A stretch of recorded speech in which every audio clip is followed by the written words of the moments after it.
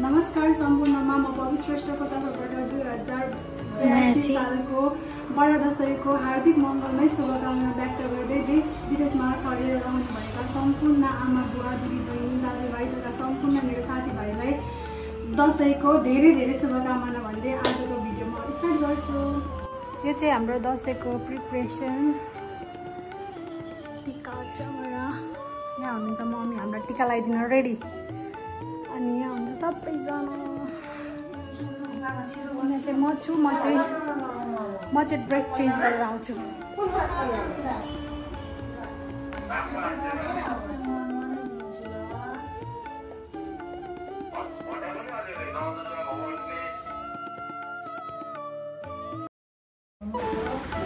अब चाहिँ मेरो पालो आयो र मम्मीले चाहिँ मलाई यस्तो राम्रो राम्रो आशीर्वाद दिँदै टिका लगाइदिँदै हुनुहुन्छ। हजुरहरूलाई पनि थाहा होला आमा वर्ल्डकै बेस्ट गिफ्ट भने जस्तै हो नि। अब हजुरहरूको लागि चाहिँ के होला बट मेरो लागि चाहिँ हो, किनभने लाइफमा संसारमा हरेक कुरा बार बार सबै चिज पाइन्छ, चाहे त्यो काम होस् चाहे पैसा होस् चाहे अरू नै सामानहरू होस् होइन। तर आमा र आमाको माया चाहिँ लाइफमा एकैचोटि मात्र पाइन्छ, त्यो चाहिँ मेरो फिलिङ्स हो। यहाँ चाहिँ भिडियो कलमा पुरा मेरो जेठा दादाले चाहिँ आशीर्वाद दिँदै नानीहरूलाई टिका लगाइदिँदै हुनुहुन्छ मम्मीले, अनि दादाले चाहिँ पुरा बाहिरबाट आशीर्वाद दिँदै हुनुहुन्छ।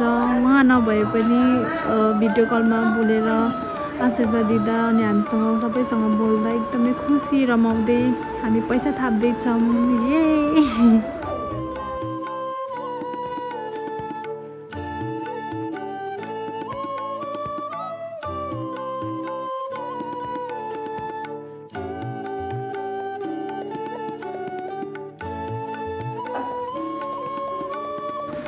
दसैँ भन्ने बित्तिकै नानीहरू चाहिँ एकदमै खुसी साथ टिका लगाइरहेछन्, पैसा गनिरहेका छन्। अब चाहिँ मलाई टिका लगाइदिँदै हुनुहुन्छ मेरो बाउजीले, अनि म चाहिँ पुरा टिका थाप्दै हाँस्दै बसिरहेको छु। पैसा पाएर फेरि मक्कै नै म त फेरि।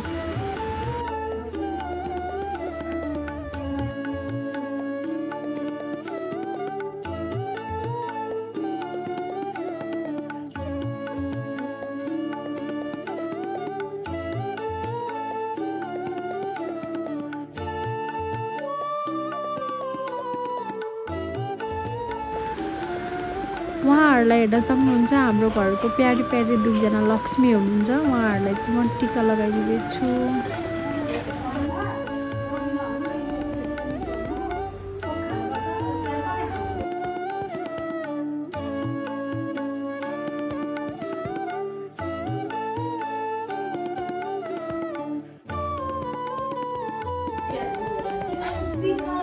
हामीले चाहिँ मम्मीको हातको टिका पनि लगाइसक्यौँ। अब चाहिँ हामी फोटो खिच्छौँ अनि ठुलो ड्याडीकोमा जान्छौँ टिका लगाउन। हाम्रो त दसैँ यस्तै छ।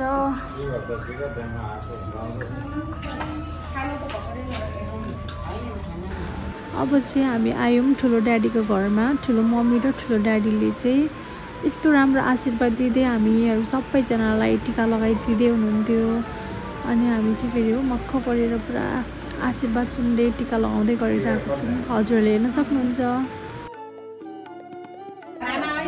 अब पालो रह्यो हाम्रो भाउजूको। जेठी भाउजू उहाँ हुन्छ माइली भाउजू, अनि उहाँहरूलाई चाहिँ टिका लगाइदिँदै हुनुहुन्छ मम्मीले।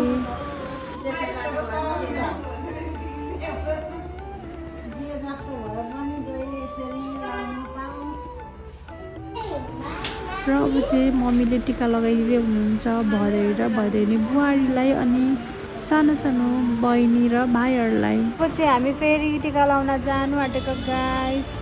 यहाँ छन् मेरो भाउजू, यहाँ नानीहरू छ अनि म चाहिँ। अब चाहिँ हामी फेरि टिका लाउन जानु आँटेको। टिका लाउँदा लाउँदा वाक्क लागिसक्यो आज त मलाई। यहाँ चाहिँ मेरो मम्मी हुनुहुन्छ। कहाँ जानु आँटेको अरे? कहाँ के गर्न जानु आँटेको? टिकाको ग्रुप। कहाँ गएको भन्छ टिका लाउनु गएको? कति पैसा कमाइस्?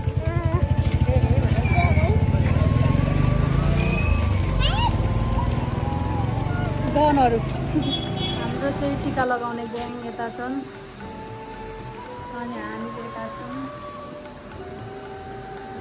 अब हामी टिका लगाउन आँटेको दाइको घरमा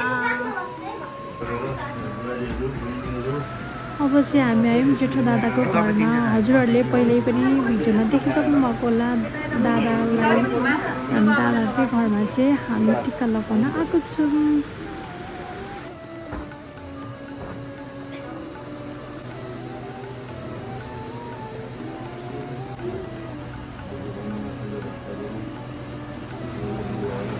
अनि सबैले यसरी टिका लगाइसकेपछि आशीर्वाद थापेपछि अब हामी लाग्छौँ कता भन्दाखेरि हजुरहरूले भिडियो हेरेर थाहा पाउनुहुन्छ अहिले चाहिँ रातिको 7 बज्यो तर पनि हाम्रो टिका कन्टिन्यू छ अहिले चाहिँ हामी आएको छौँ माइला दाइकोमा टिका लगाउन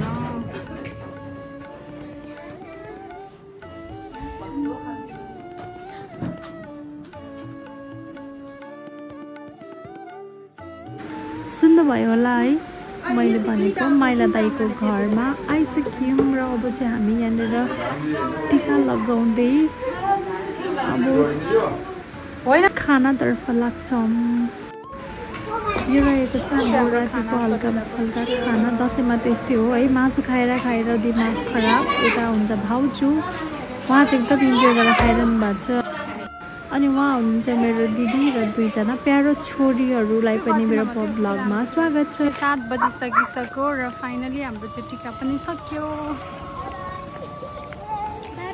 सबैजनालाई भ्लग हेरिदिनु भएकोमा थ्याङ्क यू सो मच अनि ह्याप्पी दसैँ सबै ह्याप्पी दसैँ भन guys thank you so much watching this my video by by